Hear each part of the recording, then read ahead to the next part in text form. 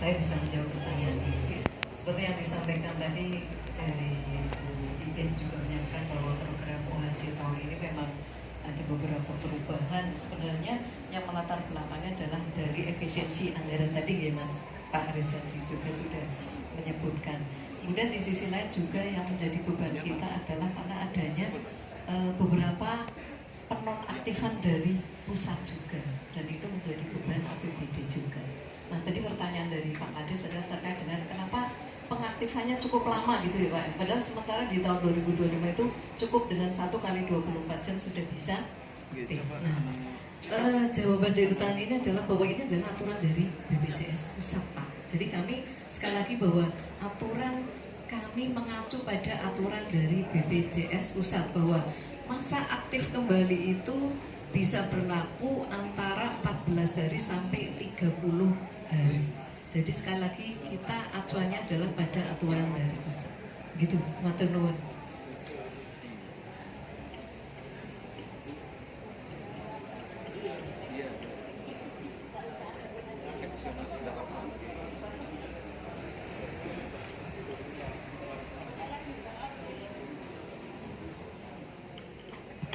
Gimana Pak Kades?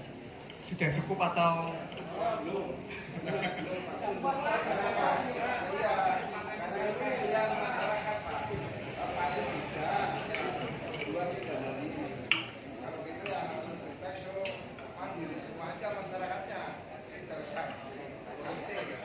Apa, tapi memang tadi yang dijelaskan oleh Dinas Kesehatan normatifnya seperti itu.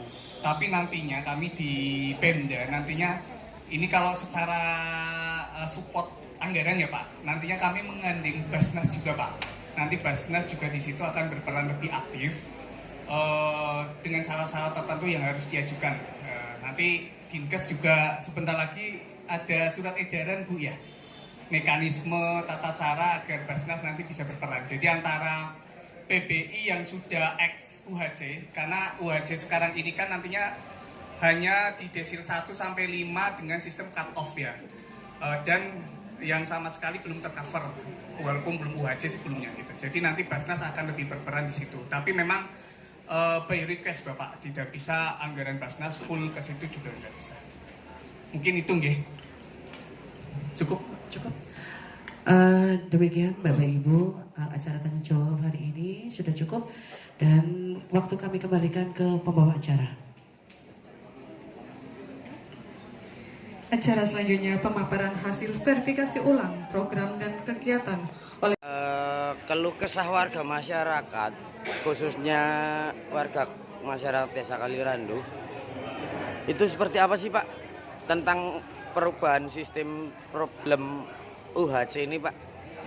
Terima kasih. Dalam rapat musreng kali ini memang kami dari Desa Kalirandu hanya mengusulkan dua yang bisa diusulkan melalui musreng ini. Yang pertama terkait Sungai Jamuran yang perlu dinormalisasi karena dampak dari musim hujan itu sangat ini sekali terhadap 4 desa yang dilintasi oleh Sungai Jamuran tersebut.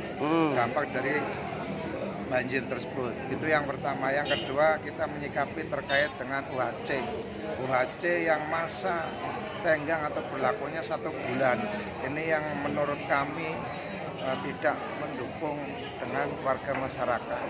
Karena apa? Karena orang sehat kan tidak diminta mendesak. Kalau hari ini masuk ke rumah sakit ternyata UHC-nya harus 1 bulan, berarti kita akan membayar dengan sendirinya. Lah ini yang tidak, menurut kami yang tidak berpihak kepada masyarakat. Walaupun mungkin aturannya memang sudah seperti itu dari BPJS pusat, tapi kami selaku masyarakat yang berhak menyampaikan keluhan seluruh warga masyarakat terkait dengan adanya kesehatan tersebut.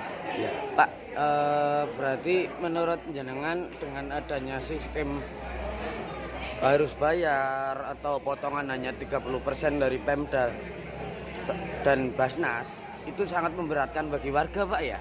Ya, kalau menurut saya pribadi iyalah, kasihan masyarakat. Kalau bisa ya seperti dulu, kalau emang mau mandiri yang dibantu pemerintah ya seperti dulu. Ya. Apalagi persyaratan untuk mengajukan itu kan walaupun hanya 30% persyaratannya ribet Pak ya. Sama, karena kan yang masuk ke hajat juga yang terdaftar di antara desil 1 Desil dengan 1 desil sampai 5. betul. Dan yang desil 6 dan seterusnya 10. kan masyarakat juga Tidak bisa Pak ya. tidak bisa menggunakan kebijakan hajat tersebut. Oke, matur suwun Bapak.